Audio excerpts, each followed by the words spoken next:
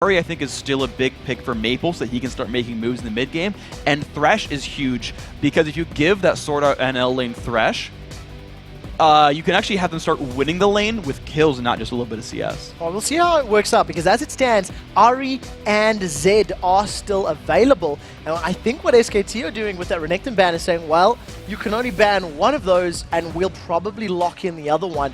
So we'll see how this first couple of picks goes, Renekton being that final ban from SKT. Oh, it is going to be the Zed, and actually the Shen comes through here. Now, this is actually interesting, because every game in the group stage, when SKT had first pick, they would insta-lock Ahri. If it was available, it was always Ahri here. So the Shen coming through, plus the Renekton ban actually is really smart, because they said, all right, now you have to really give us one of these champions as well. Ahri, it's interesting that we see Elise here. Now, Thresh is not the most common pick for Mandu. SKT's let that come through the group stage a number of times, but he's still run the champion before. And like I keep hyping up Sword Art here, but I really think that Thresh is an important pick here that has to be dealt with. Well, neither of these champions have been locked in just yet for the Gamma Bears. Ahri was one of Maple's most played champions in the mid lane, and they do actually secure it. So with that Ahri and the Elise, we know that wins in Maple most likely going to be on very comfortable, mobile, assassin-y type champions. And we'll see who else they round out the composition with as far as that tankiness is concerned. And here's Bengi on the Lee Sin as well, which is just such a good pick for him. Bengi's so mechanically good, and putting someone like that on Lee Sin lets him make a whole heck of a lot of plays. And this is now SKT's team, is they are able to just make plays. Anyone who gets a pick can get a Channel. Everyone who gets a pick can set up someone else for a kill. These guys have a lot of long-range engage potential here. So this is still SKT picking a very ourselves team comp. And I'm going to have to guess that's Support Annie here. That would be my first guess as well. And I know that Support Annie is something we've actually discussed at length over on the analyst desk. And, you know, Crepo is leaning more towards disliking it and can see the strengths that it offers. But we'll have to see how well Sword Art can make this work. Because as it stands, Piclet's considering playing Ezreal. And, you know, if Ezreal can just Arcane Shift away while the stun is in air or before Tibbers lands, it's going to be difficult to be impactful in that lane. That's generally going to be incredibly difficult to do, though. It's really hard for you to reflex an Incinerate or a Tibbers. If you stun with Q, then yeah, it's like a free Arcane Shift and it's no big problem. But generally speaking, it'll be hard to dodge any stuns without seeing it coming.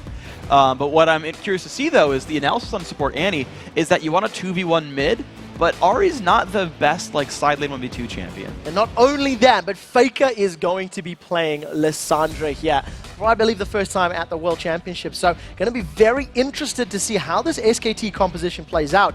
I kind of feel like they're lacking a little bit in the damage side of things. In that Ezreal and Lissandra, don't get me wrong, they deal damage, but it's not a Ahri, Elise, Annie, Varus, and probably, you know, Rumble if they add that as well.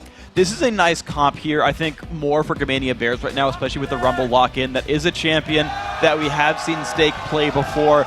And honestly, the last time I saw this comp from them, it had Varus, but it was Orianna in the mid lane. And Orianna's still available, but they said, you know what, Annie's going to bring enough area effect crowd control down. We'll be able to run Ahri some like low crowd control and still make the Rumble work. And I like this Bears comp in terms of team fighting. I think they have the playmaking they need in the mid game for Maple, which was their weakness last time. Maple and Wins together can make a lot of things happen, and then they can run it all together for a team fight. Whereas, as you mentioned for SKT, you're right, their damage is pretty low. These guys, I think, are going to need an early game lead in order to keep winning team fights. They do have an immense ability to control the team fights, though. With that Shen being ever present, with Lissandra's ridiculous amount of utility, that's definitely going to play into their favor. So the game is loading up. There is about 20 seconds left on the clock before we get into this one. And, you know, it's all in the line here for the Gamma Bears. They were the underdogs coming into this matchup. And you have to give props for the very early stages of the game. But Wins needs to make his ganks count in this one in order to help snowball Gamma Bears and get them, you know, pushing forward proactively. And it's going to be, I think a lot of this does rest on the early game overall. And just sort of to point something out for fun, Sword Art's Runes and Masteries, 21 offense on Support Annie, AP Quince, dude wants to do a bunch of damage to you early on, but that's what it's going to be on because he has, you know, no movement speed, no gold generation. He's going to go broke or kill a bunch of things. It's going to be one of those two options, though. Yeah, go big or go home. And that's literally what's going to happen. They either go big in this game and force the decider, or they literally pack the bags and fly back, as this could be the end of the Gamma Bears tournament. We'll be loading up in just a second, and the one thing that I'm a little nervous about is that 4 out of the 5 members of the Gamma Bears are ability power or magic-based damage. So if SKT can prioritize some of those Spirit Visages, Banshees, Veils, it's going to be very, very difficult for the rest of the team that's not NL to clean up fights. And that's an important thing that you point out here, actually, because you've got a top lane Shen, remember. You've got Impact here, who gets to go first item Spirit Visage, have 20% cooldown reduction on his Stand United, and keep showing up to keep making plays for these guys. So here we are into the Rift. Game 2. So, Game 2 loaded up. This time around, SK Telecom are wearing the blue trunks. And, of course, the Gamma Bears are in the red. We'll have to see how well they can take charge of this matchup. I do prefer the damage options for Gamma, but if they are unable to kill through the shields of Lee Sin and Shen and the invulnerability of Lissandra, you can have all the damage in the world if you can't make it all stick to the right targets. I'll see if they can land enough crowd control together here, Gamma Bears. The early battle line's drawn. No big deal. I think wins through the spider the opposite direction to throw SKT off. Yeah. Because I was like, things Mind going the games. wrong way, dude. All right, now Gamma Bears backing away from the river. SKT, they've got a little bit of a ward over by the red buff side, and this spiderling does manage to find SKT out. So they'll be aware of their positioning as Gamma Bears, once again with a more of a defensive start here. Yeah, so this little piglet's going to go back into his own jungle. Nope. Maybe? Okay, he is. I got it right. And here actually is going to be the lane matchup situation, because I feel like Varus Annie has so much poke and the ability to turn around and all in from Thresh that life's going to get difficult for the SKT duo lane. Notice that the Bears are already set up here to be in lane. They're already prepared to do all kinds of fucking things, right? Early pink ward on the Tri-Brush. They're trying to come into this unspotted. Oh, that blind hook. But we do see Sword Art has his stun available, and you see that Pumandu realized he did not want none of that. Does manage to back away. That position revealed, and I think Gamma Bears a little bit of early vision on that side of the map. Impact and Bengi now going to start off on the blue side. Well, it looks like Wins may actually be soloing that red buff. Actually, he's got the help of Stake, so they're both starting on the top half of the map. And that's interesting because neither team got deep enough wards to know where people were starting. Anytime you start the jungle with only your top laner, you risk getting invaded. You risk bad things happening to you, and neither side capitalized on that. They both got away with the risk. There's a battle on Pumandu early on. Oh, they've got him out. Ignite is ticking. NL decides not to flash for this one. Flash and barrier available, but that's a lot of damage, and Pumandu is eating through his consumables. He's going to have to chug a lot of those, but honestly, he started out with just potions and wards, and Mandu will be back to full health pretty soon. Sword Art's going to run low on mana while charging up the stun. Ignite was burned by Sword Art's Annie rather. So not going to have that available if they decide to jump on Pumandu and Piglet. As it stands, once again, NL and Sword Art with the early lane control thanks to that trade. NL doing the best he can to pull ahead as far as the CS. And what I'm going to sort of watch as well is how much of that CS goes to Sword Art in order to get those mana-less costs. But look at that. The early pink ward allows Wins to get through. Bengi knows this is already poised to counter gank. Well, we'll see how well these ganks work. Wins unable to secure kills in the previous game, whereas Bengi did get first blood with his jungle Vi. The hook catches NL. Rumandi goes forward. The flash comes out. Now NL is going to have his barrier available. Does pop it, but it's not going to be enough. In the background, Wins doing the best he can to trade. Now Bengi is sticking to him. Sonic Wave, can it catch? That is the question. It does! He follows up. Sword Art's in trouble. 100 HP. The volatile Spiderling goes down. The cocoon does not connect. This could be 3. Gets a safeguard shield. We do see the Sonic Wave gets dodged by the repel. Wins lands down. Does get taken out. And that's a 3-0 in favor of SKT. Amazing play by these guys. At the end of it, they donated the kill to Piglet just to give him double buffs and that extra gold. Really nice hook there by Mandu. I'm glad for SKT that they picked the Thresh up early on, because you make plays like that and everyone gets really sad when they start dying. Well, 2-0-1 on Piglet's Ezreal. He's going to have a massive spike in power as Impact is also building ahead in the CS. Look how cheeky that is. Arcane Shift and Mystic Shot, and then just takes the Lantern out, and Piglet says, what you going to do? I've got red, I've got blue, and he's going to continue piling down the damage onto NL and Sword Art. My buffs are red, my buffs are blue. When I throw Mystic Shots, I don't have a rhyme. It was a good attempt, nonetheless, as now Maple and Faker They'll hit you? are trading damage back and forth here. Maple, 2 CS behind that of Faker's Lissandra. And he's going to have a lot of mobility to deal with the damage that Faker has. Wins on the sideline, no red or buffs available for him. So Faker, as long as he doesn't get caught by too much CC, he can just use that claw to get out clean. If they're going to go in at all, it'll probably be off of a cannon minion or anytime Faker goes in for one of these last hits. But you just notice how safely Faker's able to play. Wins not having flash, can't go for like a flash cocoon to at least force the summoners out of Faker. There's just no way that Wins gets into range in time. Faker doesn't hug any of those walls. Well, do you see that Faker's using the range of Lissandra? Going to be throwing out those shards and the splash damage associated. We do see that Stake and Impact now continue to farming up, but Stake is half the CS down. Impact Shen already at 37 to Stake's 18. There is a decent wave in front of him, but as it stands, it's lane heavily in favor of Impact once again. And that is actually a massive lead. Rumble can, do okay with just experience and not much gold, but that kind of a lead is going to let Shen, just like last time for Impact, ignore the enemy back line and just tank forever here. This is a ticking. I don't think the Bears really want to deal with here. This is dangerous. Well, with that overheat and flame splitter, there's a lot of damage going onto Impact. So if Stake is able to get some assistance from Maple or from Wins, maybe a kill can swing that lane a little bit more in his favor.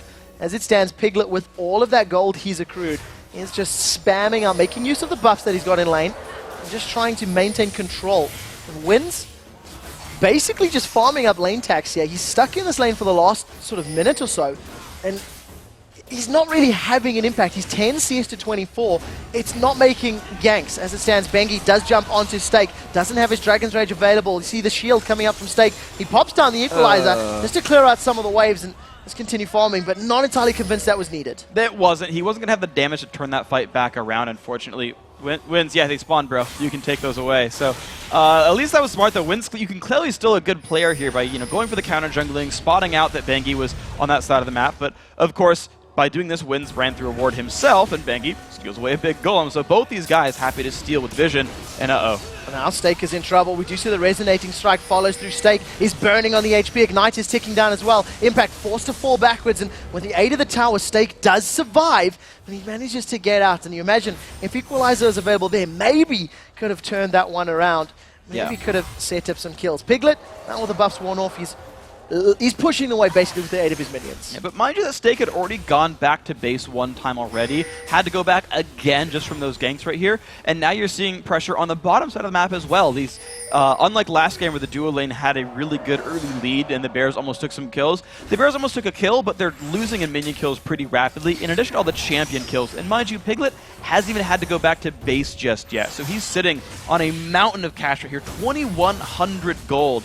And you're just going to see Piglet be able to take over the game if he wants to. That damage we were concerned about, he's going to have it. Yeah, we see right now, NL, with that first recall, he comes back and look at that True Shot Barrage plus every other ability there from Piglet, connecting and dropping him down to half HP. Remember, Sword Art does not have any GP10 on his runes or masteries. He went all in for that ability power, and Sword Art falling further behind. That early game kill potential of the Annie has not been made use of just yet. And look at the build that even Mondi went for here. Early boots of speed to help create catches as well. The SKT lineup are going aggressive with this one. Piglet has finally gone back to base for some items, but you're gonna see them keep trying to make plays. Bengi, even without a ton of kill gold, okay, 1 kill and assist, again boost mobility, again trying to make plays. This time though, just a little bit too late for the blue buff. Well, blue buff was secured there by Maple, so that means the additional spamming power of that mana and CDR can work in their favor. Mandu hanging out on the side. They're trying to set up a death sentence over the wall. Now, there's no vision in that tri-bush there for the Gamma Bears, so they've got to be a little careful as that lane is definitely pushing against the SKT tower, so it's risky for Gamma to be that far up. It just allows them to recall back, though. I don't think they had a ward that spotted that Bengi had gone there, but generally speaking, they knew that SKT's dual lane hadn't gone back yet, just got the quick shove, which will allow them to equalize items a little bit here, but there's just such an item difference. Instead, though, it's the ward control game now turn on for SKT. It's them saying, all right, mid-game's begun, we're ahead, let's start taking objectives. Well, we do see that Bengi and Boomandu are hanging around in the river. They were putting some wards down, and they have started this one off, both of which are level 6. Faker's coming to help out, and Gamma Bears are going to have to start wondering where are our lane opponents, but it doesn't look like anyone is going to be able to get there in time to contest.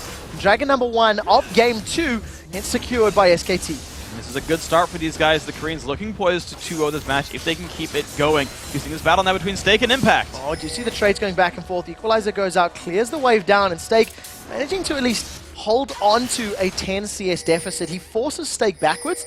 There's not really kill potential from either of those champions just yet. Spirit of Visage, Spectre's Cowl picked up that Impact, working towards that Spirit Visage. Yeah, and you're going to see Impact not really take damage for the rest of his landing phase. He's got a lot of health sustain, he's got the shield, and of course the cowl as well for the magic resist. So it's going to be a difficult life for Stake, which is okay as Rumble to just sit there and free farm. It just depends on how well he can last it, because here comes Bengi. Oh, Bengi once again comes in. Dragon's Rage goes backwards. Sonic Wave does connect, follows up with the resonating. One more auto attack. Bengi and Impact just picking up an easy kill onto Stake. And good job at Bengi disturbing the piece right there. He's not going to let that guy free farm. They're just going to force the issue.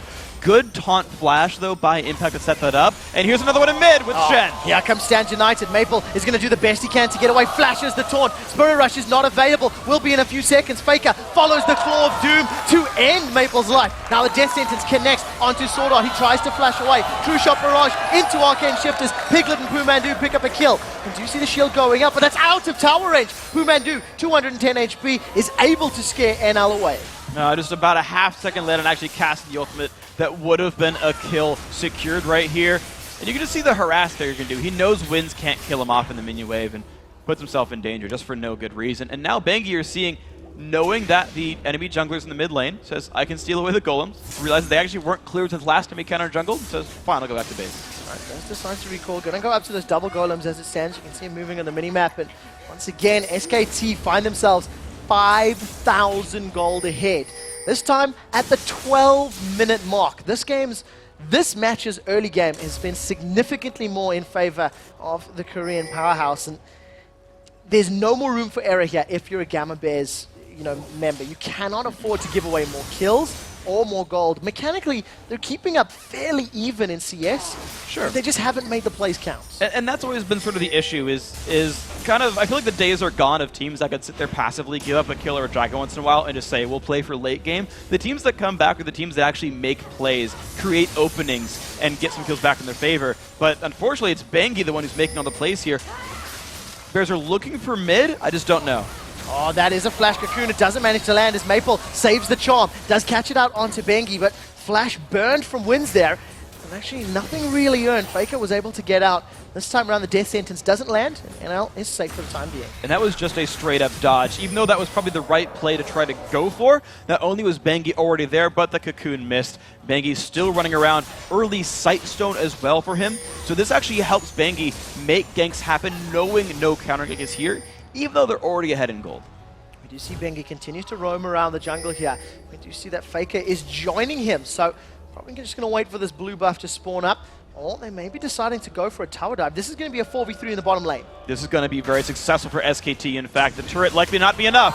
We'll see how this works out. There comes the Claw of Doom. They land the massive Glacial Doom, and that's just melted. Double kill for Faker. He does get shut down by the Ignite, and the Tibbers of Sword Art in the background, and NL, with the aid of the tower, forces Pumandu to flash. But that was just instant burst in conjunction with that True Shot Barrage. It's a really, really nice play by these guys. The early steps will help me. That one, the dive! It's not over yet. Piglet and Bengi go forward. NL's the first victim is now Bengi and Piglet turn onto Maple. They carry on chasing. Maple doesn't have Spirit Rush available. Piglet getting the movement speed from the Phage there. Is going to be able to sidestep. Mystic Shot doesn't connect. And it does allow SKT to get out cleanly, but another kill on the board onto NL. Good dive there by SKT overall. I actually like Piglet. He Mystic Shot it, expecting Maple to dodge, but Maple didn't dodge far enough down to make it connect. He actually led his target, though. Oh, we do see the charm goes out. That doesn't connect. Maple now forced a little bit backwards. Here comes Winds from the side. There's no smite available. He picks up a kill. That's onto Bengi. Now it turns onto Pumandu. The cocoon slowed him down, and look at that box slow. Immensely powerful and allows Pumandu to get away. Blue buff has been started, and this will be secured by Maple. So at least another kill on the board, and importantly, blue buff for Maple. Definitely a good job by the Bears. This is, by the way, I think Maple's first blue buff, like, of the game, or sorry, of the tournament. I believe, in fact. But that's really good there by the Bears, turning around fights. NL surviving the tower dive initially and getting one for it. It was Maple coming back and trying to get another one as the dive continued. The team showing up for the blue buff. The Bears are starting to make some actual aggressive moves in terms of looking for fights, but they've got to keep doing this to pull themselves back in. SKT are just going to continue to take ward control, continue to take buffs, and they've got to get punished for it for the Bears to have a chance. Yeah, 8,000 gold is the difference between the two teams right now. We see Fakeout returning to this mid lane, 125 CS to the 110 of Maple's Ari. Bengi secures another buff for himself. He's currently 2-1-4. Death Sentence doesn't connect, as we do see Wynn's able to repel over to the red buff and gets out cleanly. But with an Oracles on the back pocket of Humandu's Thresh, they're getting real good vision control as you see Piglet and Impact on the top lane. And I like pointing out what Mandu's done with his build right here. Actually, this could be a fight. It's going to be close. Ignite is burning. Piglet is going to Arcane Shift away. Impact gets caught up by the Cocoon on the Equalizer. In the mid lane, the Tomb locks up Maple. He Spirit rushes to the side. We do see in the background, Bengi comes in with the Sonic Wave to pick up the kill. Now, Stake running away as best as he can. He's burning from the Ignite. Wins in the background is going to fall victim as Swordart is now being jumped on. He does get a stun down, but it's not enough as Piglet and Pumandu close out on Stake in the top lane, and they stack on the inner turrets. This is really good for SKT. They're making much more aggressive moves than they were in the game one. This is a much more comfortable SK Telecom. We talked about them being a little bit slow when they first start out series, but it seems that they're such a strong team that starting out slow means they just won't win really fast. This time around, though, this could be interesting. So Chain Corruption lands from NL, doesn't follow up with anything else, and now the tower falls. That's the third of the game. Faker will be securing this tower if he decides to. In fact, Minions should be able to close this one out as well. Yeah. Unless anyone gets here in time. Doesn't look like it. And that's going to be 4 towers to 0 in favor of SK Telecom. 10,000 gold in the lead. Stand United hasn't even been needed in those previous fights. It was so far ahead. Here's a replay of the mid lane. So it's going to be Faker making a lot of just early bursts that can't be dodged here. And just the flash W guarantees. Bengi's stealing away, but no big deal. And this is just Mandu setting things up. He went boots of speed, but first Impact's getting caught. So Impact is being chunked down. Stand United was used. In fact, now we see him. He taunts out over the wall. Feint is up. He's got a couple hundred hit points, 380. Still taking everybody on a walk. Just a matter of time before they close him down as Maple is joining from the side. The thing is, how long do they stand? Oh. He's still alive! Sonic Wave comes in. Impact runs! Impact is not dead! Impact gets away from 3 members of Gamma Bears. And now SK Telecom turn it on. The Claw of Doom comes in. They root Stake in place. That's a self-cast from Faker to slow down the Gamma Bears. They manage to pick up a kill. It's Impact that closes out wins, and they turn the focus onto the rest of the Gamma Bears. There's a minion wave behind them. We'll see if they stick around for the tower. And he's certainly got the ability to push if they want to, but some reasonably low health bars. Says SKT, you know, let's just take the safe objective here. We know that the Bears are stuck in their lane. We'll take a dragon and secure off this. And you're just seeing now how far ahead SKT are. They're warmed up. The Flame Spitter might have helped that happen. And now they're just ready to go. Such a great pick up there. Second dragon of the game. Now 13,000 gold. And Impact ran away from 4 members of the Gamma Bears. He tanked them up. He even managed to re-engage on that fight and secure the killing blow onto Wynn's Elise. Wynn's Elise right now 1-4-1. He's behind on CS. And as we've highlighted, he's been present on the map, but he just hasn't made it count. Not like Bengi. 3-1-6 on that Elise. I believe this will continue his 100% win streak on Lee Sin here at the Worlds. Definitely the case for these guys. And you're just sort of seeing the high skill level of the SKT members, right? Both of these junglers are skill shot based. Okay, sure, you can jump in there with Repel, you can jump in there with Safeguard, but you still got to land the skill shots to make anything happen. And time and again, Bengi is making the openings, jumping in and kicking someone back, jumping in and diving a turret. Rushes non-combat items, still has better record in fights. Oh, here comes Faker. He has just melted Stake. And that was just a massive burst of damage.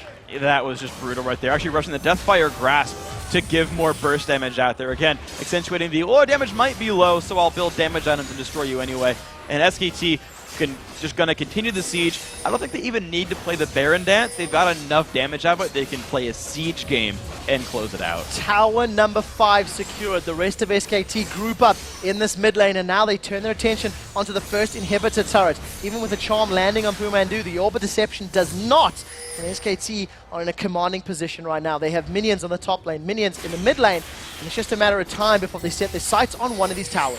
And they're going to look for the mid lane right now, actually. 5 members in there. Charmland it's an impact. Might be a fight. It's not the target you want, though. Tibbers goes down, doesn't catch any of the priority targets. Equalizer goes down, and most of SKT avoid it. Humandu's going to be the first victim, as we see Shen unable to land, thanks to the Stand United. Bengi forced to flash over the wall, and SKT caught a little overcommitted. A single kill for Gamma Bears. But think about what that fight could have been for Gamma Bears if they had actually used their cooldowns on someone who wasn't impacted. That is the single member of SK2 who is actually poised to take that kind of damage.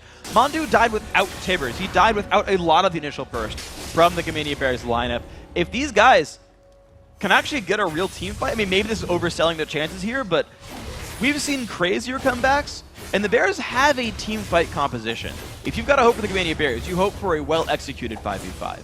Well, we see Piglet actually securing the blue buff this time around. Let's see, he's picked that up. He's going to return himself to the jungle, continues farming up those large buffs. Faker once again with a massive CS advantage, 220 to Maple's 133. Numbers are fairly close across the rest of the board, but with so many dragons and towers and global gold down, Gamma Bears are 14,000 gold behind.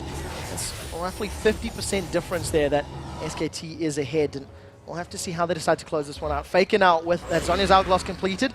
He not only has the ability to use that Frozen Tomb on himself, he can follow it up with an Hourglass, and it's even more difficult to kill him because of all that additional invulnerability that he has. And it's much more likely now for Faker to target someone with the ultimate there. He can just chain all his abilities down, basically wait for the cooldowns during the Zhonya's on himself, and basically remove Maple from the fight. Now realize that Maple still hasn't completed his own Deathfire Grasp, whereas Faker has his plus a Zhonya's. Like, let's just highlight how far ahead Faker is right now. A full item, 4,000 gold. Like, there's just such a massive lead here for SKT. They're walking bags of gigantic stats. Yeah, it's so difficult for Gamma Bears to pull themselves out of this one. We do see Baron has been started. There is a ring of wards around the red buff area here, so SKT will be well aware of any sort of invade. The piercing arrow goes out. Baron down to 6,000 HP. Gamma Bears going to try to engage in this one. They've got no vision, though. That's a flash over the wall. Impact does catch them. Look at that massive damage from Impact. The Ring of Frost locks him up for a couple of seconds. Hourglass has not been used yet, as the first victim was Maple. Spear Rush not even used. Now the Hourglass by Faker keeping him alive. NL does throw down the barrier. In the background, Sword Art Ignite lands down the final tick of damage, but that is a 3 for 1. And Gamma Bears get out, but Baron still stands, and it's just more control from SKT. And look at the decisiveness of SKT. We actually talked about that in their game 2 win over OMG, and they all came over the wall. They all bursted down right away.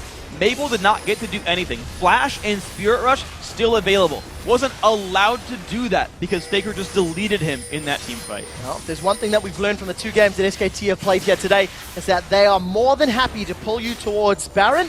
It's an old fake and switch and immediately jump on you. There was no hesitation to hop over that wall. Here's actually a replay of the fight. So watch Maple here. You ready? The clock comes over, and the flash W into goodbye. Just completely bursted down. You don't get to flash or ult while rooted, so Faker didn't even have to stun his opponent. Smart of him to wait a little bit on that cooldown. The Zhonya's well-timed. NL, I like the move there. He flashed, I think, a Q actually from Faker, but unfortunately didn't have anything else to do in that fight. Couldn't get anywhere far enough away, only sitting on a Bloodthirster. You compare NL's Varus, Bloodthirster, Berserker's Greaves, in comparison to a Hex Drinker, a Cutlass, and a Trinity Force. That is an immense difference here. Piglet going with a slightly different Ezreal build than we've been seeing, but against so much magic damage, that Hex Drinker is probably one of the best items you can pick up. I do really like that he stopped to pick that one up as well. And he doesn't need Blade of the Ruined King, but it's a strong item, especially when you don't have a lot of other multiplication there, because you can't multiply the proc damage anyway, so screw it. Just get the attack speed from the Trinity Force from the passive and just throw damage at them. It's not bad overall, but it just wouldn't be the most efficient. But it tells me also that SKT are likely to play a fairly short game here in their minds. 24 minutes, they're looking at the Baron dance again, and once again they've got ward coverage. They could take it down or they could jump over the wall. So Stand United is available here for Impact. He's not going to flash taunt this time round. He will piggyback taunt. Bengi is hanging out on the side. Piglet and Faker waiting to find a victim. Who's it going to be? Stake gets booted into the wall. The Claw of Doom goes up, but Faker doesn't follow it up. Bengi is alone on the enemy territory right now. As we see, here comes Stand United. Stake is the first victim of this fight in the background as he gets taken out by Piglet. Now, Pumandu running interference and bringing the box in place. A decent chain of corruption is going to slow down Bengi, but that's a double kill for Piglet. thanks to those Mystic shots, they're going to carry on chasing. Swordot's going to be the third victim he has. Faker closes it out. Now NL way out of position. That's a third kill of the fight for Little Piglet. Now Maple's in trouble. Claw Doom goes out into the Ring of Frost, and that's 3 for Piglet, 2 for Faker. They're on the inhibitor turret. This could be game. This is very likely to be the 2-0 here for SKT. They started the group stage 7-1. They're looking to end the quarterfinals 2-0. They've got to look forward to a best of 5 against Najin's Sword later on in the week. SKT really showing they are taking no prisoners here. Their decisiveness is here. Their decision-making is crisp. And they're playing some very good League of Legends. Playing this one safe as well. Even with those minions, they don't decide to close it out. Here's a replay of the fight. Yeah, so they jump in, and I like the decisiveness to actually wait here. They didn't actually just immediately jump in. No one went onto the equalizer. Once it's down, then SKT engages. Mandu gets caught out. That's not a big deal because he sets up the rest of the fight, and the front line is able to dive in there, make everything happen in that battle. So I like that they are able to all go in together, but also all wait around a little bit together and not take really silly risks. It's always been a strength of SKT, is they don't really take silly risks. You've also got to remember the zoning potential of that glacial path that is Lissandra's E, the ability to just roam. And when you see that thing coming at you, you panic. You're like, I don't want Faker or Lissandra to rock up here and lock me down. And Gamma Bears were backing away. As it stands, 20,000 gold difference between the teams. Inhibitor down in the top lane. Inhibitor exposed in the mid lane. It's really just up to SKT to decide to pull the trigger. You have to feel that Gamma Bears will be going down 0-2 here in their quarterfinal matchup. There's a real good chance that happens here. SKT, I'm trying to think if there's ever a game I've seen them actually lose from having a lead. I think it's pretty uncommon. And here these guys go. They're looking up towards the mid lane. Of course, they've got an exposed inhibitor down there.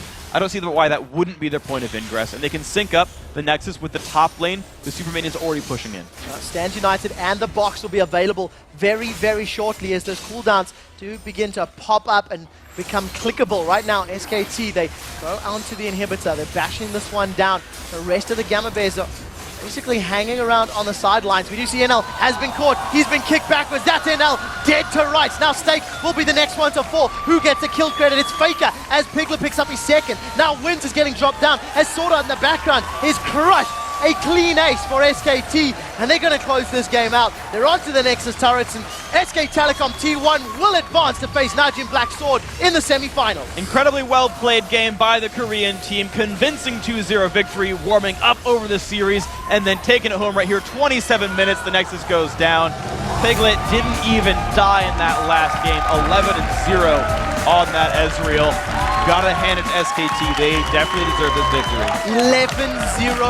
11-0-10 on Piglet's Ezreal. This is going to be an all-Korean semi-final. Najin Black Sword taking on SK Telecom T1, and that's a matchup that is going to be awesome to watch. But what a controlled performance here from SKT. They started a little slow, they respected their opponents, and once they got that lead, they never let it go.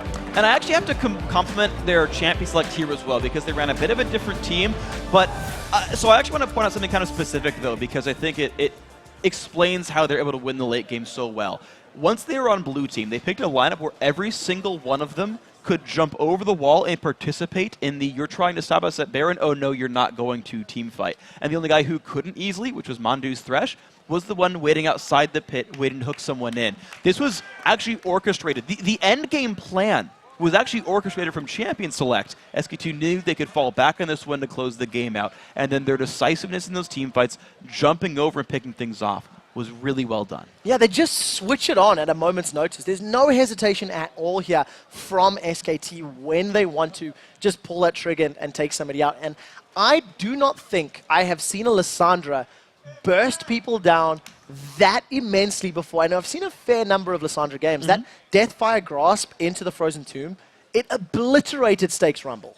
Yeah, and that's what's going to happen when you're Faker, when you're that far ahead in your lane. To be honest, I think there's some good players on the Gamma Bears side, but this was definitely an individual skill mismatch, especially in the mid and top lanes. Like we talked about NL and Sword Art being good, and they did very, very, very well against one of the best teams in the world. You've got to compliment these guys for that performance, but Faker just got ahead. One time, okay, he's fighting Cassidy, and Cassidy loses lane. Other time, just obliteration here against Ari, who we see almost all the time. Impact, same. And it was the same actually in the early stages of the matchup. You know, Faker taking on Maple, they were even for the longest time.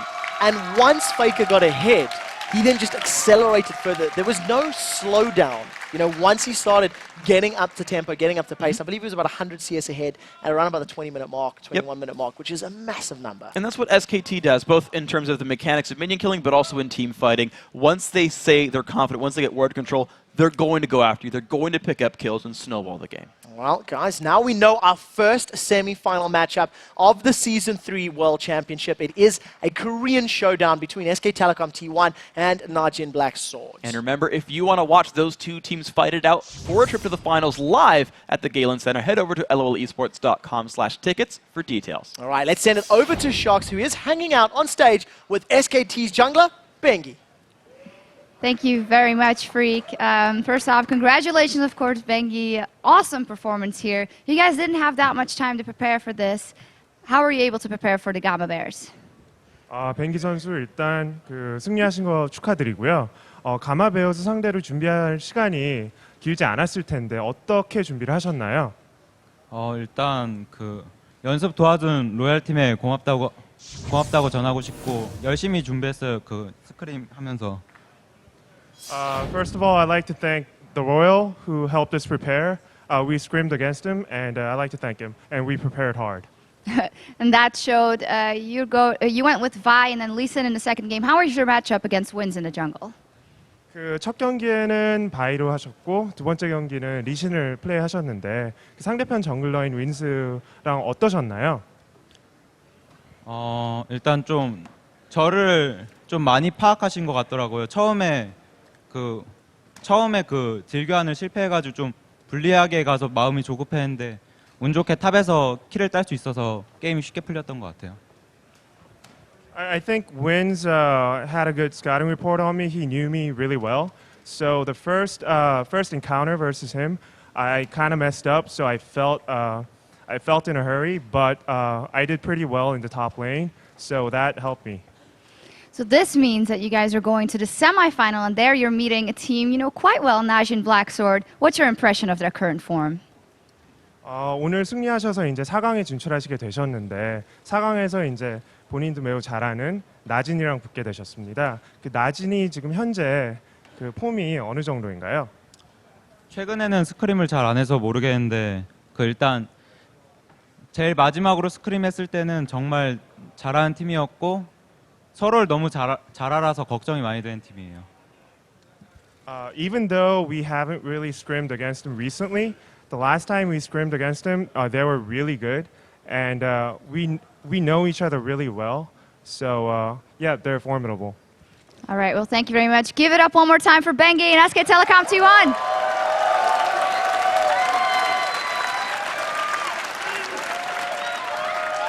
Thank you very much. Looking forward to that semifinal. As for us, we're going to take a quick break, but when we return, Riv and the guys at the analyst desk are going to break down SKT dominant victory. Plus, the Evil Geniuses jungler Snoopy will join us to share his thoughts on Worlds so far. And then, it's time for our second quarterfinal match of the night as China's two tournament teams take to the Rift. It's Royal Club versus OMG.